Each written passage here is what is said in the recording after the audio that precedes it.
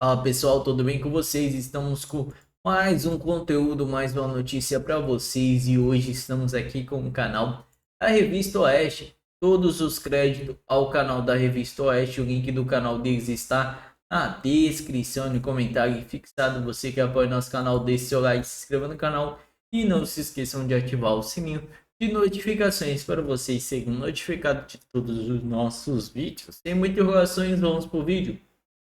Por unanimidade, receber a denúncia da Procuradoria-Geral da República contra o deputado Gustavo Gayer, do PL de Goiás, por injúria. O caso envolve uma publicação feita na Rede X em fevereiro de 2024, com uma imagem alterada do presidente Lula. A PGR afirma que a montagem mostrava Lula com uniforme militar, portando um fuzil e com símbolos relacionados ao nazismo e ao grupo terrorista Hamas. O órgão declarou que houve divulgação consciente de conteúdo que associa o presidente a práticas consideradas criminosas, ultrapassando os limites da crítica política. O relator, o ministro Flávio Dino, informou que a denúncia atende aos requisitos legais e indicou que houve excesso em relação ao que é permitido. Acompanharam o voto os ministros Cristiano Zanin, Alexandre de Moraes e Carmen Lúcia. E a primeira turma também tornou o pastor Silas Malafaia réu por injúria contra o comandante do Exército, Tomás Paiva, e também outros generais. O caso envolve falas feitas em 2025 durante ato na Avenida Paulista em apoio a Jair Bolsonaro. Ana, a gente abriu o programa trazendo aí esse processo de intimidação contra o senador Alessandro Vieira, agora mais dois, processos, mais duas decisões do Supremo Tribunal Federal, uma envolvendo o deputado Gustavo Gayer e também o pastor Silas Malafaia. A gente lembra que estamos num período, um ano eleitoral bastante delicado e a gente está acompanhando talvez aí uma reedição de 2022, Ana, bastante perigosa, temerária? Porque a gente sabe onde vai dar esse joguinho deles, não é, Paula? Um lado vai poder falar tudo, o que quiser, chamar qualquer agente político, qualquer candidato da direita das piores atrocidades e vai ficar por isso mesmo, e o outro lado não vai poder falar nada. Agora, duas coisas sobre essa postagem do Gayer, E também ligando com o meu primeiro comentário, o Supremo Tribunal Federal, através do foro por prerrogativa de função, vai ficar balançando essa cordinha que pode ser colocada em volta do pescoço de qualquer um que não reze a cartilha do Supremo, as vontades e os desejos dos ministros. Agora, o Lula recebeu uma cartinha de agradecimento do Hamas. Ele recebeu uma cartinha de agradecimento. Membros ligados ao atual governo participaram de manifestações pró-Hamas, principalmente em São Paulo. Inclusive, até um padre da Teologia da Libertação, ele estava lá. Só que, Paula, eu queria trazer uma notícia de 6 de junho de 2024, porque essa ação é de uma postagem do Gayer de 2025. Só que tem uma notícia de 2024 do Flávio Dino dizendo o seguinte: ele normalizou as acusações de nazismo e fascismo e disse que faz parte do debate. Ele então disse que, na sua ótica, chamar alguém de nazista ou fascista não configura crime. Segundo Flávio Dino, o magistrado, as acusações não possuem o caráter de ofensa pessoal ao ponto de caracterizar calúnia, injúria e difamação. Então, tá confuso isso. Porque, por um lado, é calúnia, injúria e difamação, mas aí quando alguém do lado do Flávio Dino coloca as mesmas conotações a uma pessoa na direita, aí faz parte do debate. Esse é o problema, e daqui a pouco a gente vai falar ao longo dessa semana sobre a sabatina e o nome de Jorge Messias. Esse é o problema não são pessoas alinhadas, não é com a direita ou com a esquerda ou com o centro, não são alinhadas com as leis, não são alinhadas com a Constituição, eles julgam de acordo com o que eles acham. Está aí na nossa tela, faz parte do debate você chamar alguém de fascista, de nazista. Isso é uma decisão, uma opinião do Dino de 2024. Ou seja, eles colocam, a Constituição simplesmente não existe para eles. O que existe é a retórica de salvar os seus e, para os inimigos, a lei e o que está também fora da lei. Se não tem nenhuma lei, a gente inventa. Augusto. Eu acho o seguinte, a única coisa errada que fez o Geyer foi não ter modificado, atualizado o método de combate. Ele devia dizer só ladrão. Não falar mais nada. Ladrão. Porque hoje essa palavra define o Lula. Agora,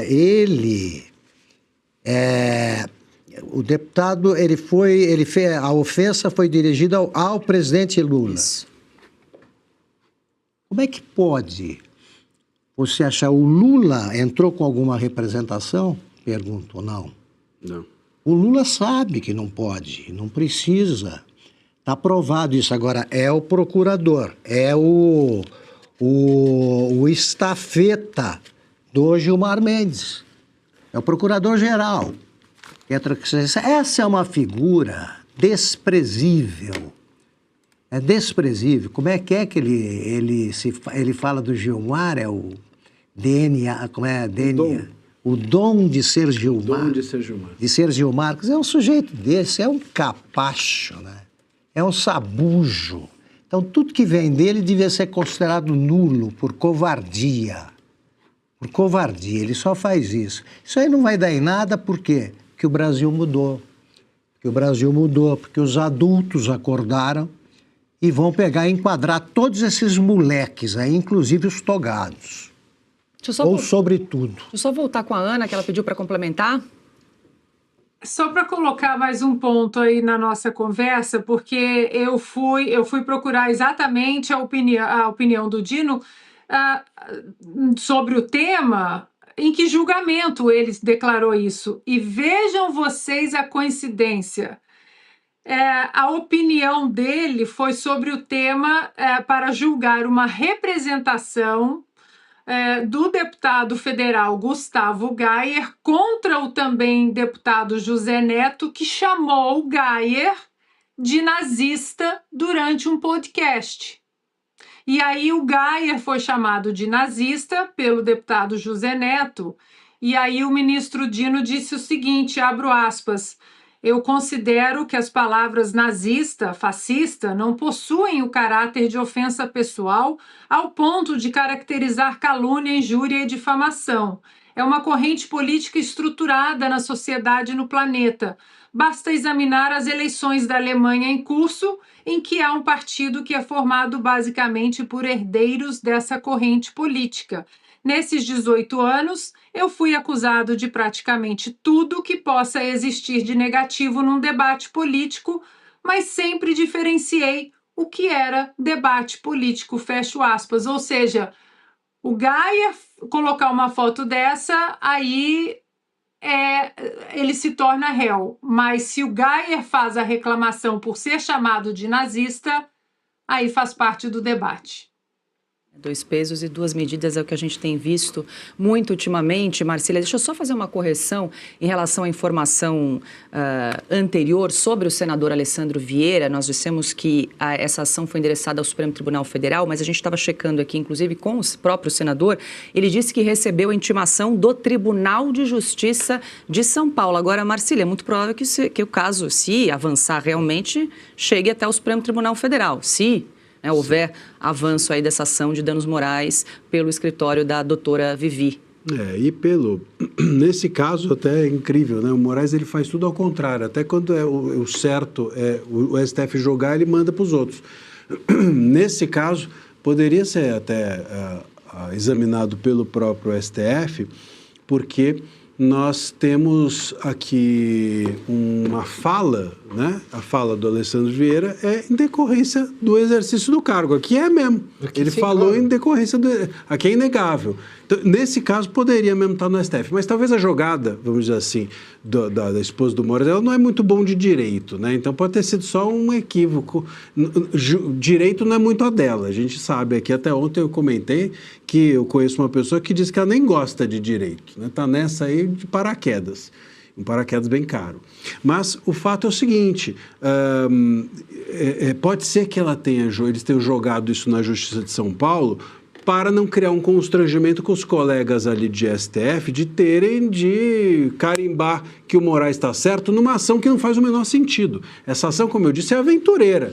Então, talvez seja essa a jogada. Vou jogar aqui para a Justiça de São Paulo, porque o que disser a Justiça de São Paulo pouco importa. Até subir para o STF, a gente já se reorganizou. A intenção do Moraes é ajuizar a ação e não ganhar a ação. Talvez seja essa a estratégia, por isso ele jogou para a primeira instância. Se quisesse ganhar, ele teria que jogar para o STF e aí talvez criasse um constrangimento nos colegas. Pensando estrategicamente, não é exatamente o forte da Vivi, mas pensando estrategicamente pode ser isso que esteja por trás.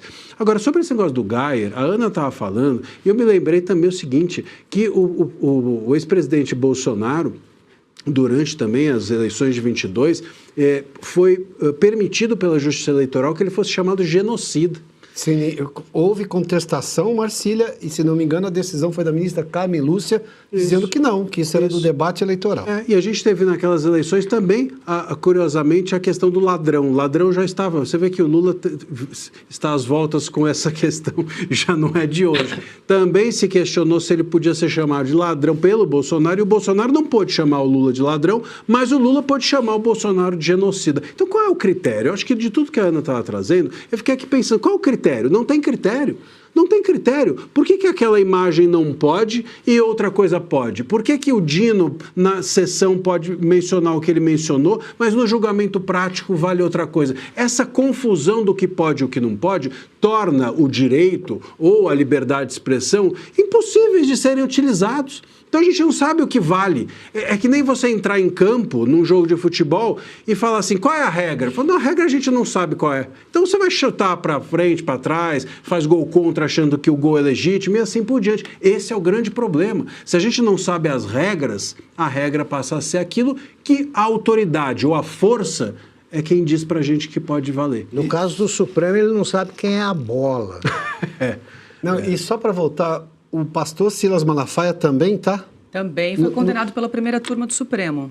Então, mas a questão é, ele disse isso num caminhão. Também. O Malafaia não é parlamentar, não tem foro por prerrogativa. Qual é a razão dele estar desse julgamento do Supremo Tribunal Federal? Nenhuma. Então, quer dizer, não existe lei. Nós temos agora o Politburo do Supremo, né? o partidão do Supremo, decidindo o que é a lei de acordo com a conveniência do momento.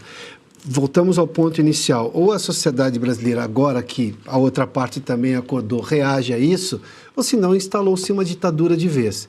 E é uma ditadura com verniz que não, estamos aqui, as instituições estão funcionando. Quem vai dizer essa frase maldita agora? Porque elas estão funcionando para perseguir. Instituições funcionando para perseguir a ditadura, não tem absolutamente nada a ver com democracia. O caso está piorando, eles estão apertando de todos os lados. Nós estamos falando em defesa do país, do modo de vida brasileiro, da democracia e da Constituição. Eles estão fazendo exatamente qualquer outra coisa ao contrário disso. É isso, Piotr. Você lembrou da Carmen Lúcia, que o Marcília lembrou durante a campanha em 2022? A ministra que integrava o TSE rejeitou um pedido de resposta da campanha do partido de Bolsonaro, que foi chamado de genocida e possuído pelo demônio, nos vídeos que foram publicados aí pelo Partido dos Trabalhadores. E ela negou esse direito de resposta. É isso. A Carmen Lúcia, ela faz tempo também, né? Que o Augusto falou que eles não sabem lá no STF quem é a bola, eles não sabem também quem é o juiz, né? Porque faz tempo que... Fala, meu pessoal, após anos de polêmica e denúncias, Moraes, sede autoriza domiciliar Fátima Tubarão e mais 17 idosos presos no 8 de janeiro. Decisões foram assinadas nesta segunda-feira, dia 27. Condenados devem usar tornozeleira e ficam proibidos de acessar redes sociais. O ministro Alexandre de Moraes do STF concedeu a prisão domiciliar humanitária e a aposentada Maria de Fátima Mendonça Jacinto e a Fátima de Tubarão de 70 anos e a outros 17 idosos condenados pelo 8 de janeiro de 2023. Moraes aplicou a lei Execuções Penais, que permite prisão domiciliar para maiores de 70 anos. Fátima foi condenada a 17 anos de prisão e já cumpre 3 anos, 10 meses e 24 dias de pena. Os condenados beneficiados têm idades entre 60 e 73 anos e penas variam de 13 a 17 anos de reclusão. Condições impostas a Fátima e dos demais idosos deverão cumprir medidas cautelares com o uso de tornozeleira eletrônica, suspensão de passaporte, proibição de sair do país, de usar redes sociais e manter contato com outros investigados. Os beneficiados só poderão receber visitas após autorização prévia do ministro. Em caso de cumprimento, Moraes poderá determinar retorno de condenados ao regime fechado. Apesar da concessão, condenados permanece obrigado permanente solidário em 30 milhões pelos danos de predação de 3 poderes. Polêmicas e denúncias. A decisão ocorreu após meses de denúncias públicas sobre as condições de saúde do preso. Entre os condenados a casos de câncer, estágio avançado de doenças cardíacas, quadro terminais, documentos por lados médicos. Familiares e advogados relatam dificuldade para obter atendimento especializado dentro do sistema prisional, atrasos da análise de pedido de transferência ao regime diferenciado.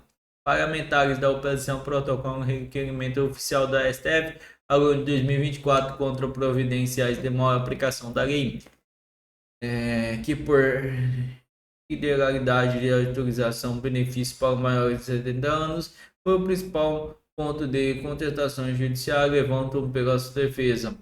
Total de condenados, de acordo com dados divulgados de janeiro pelo STF, a primeira turma da corte condenou 1.399 acusados por participação nos atos 8 de janeiro de 2023. Então esse foi o vídeo, pessoal. Muito obrigado a todos e até o próximo vídeo.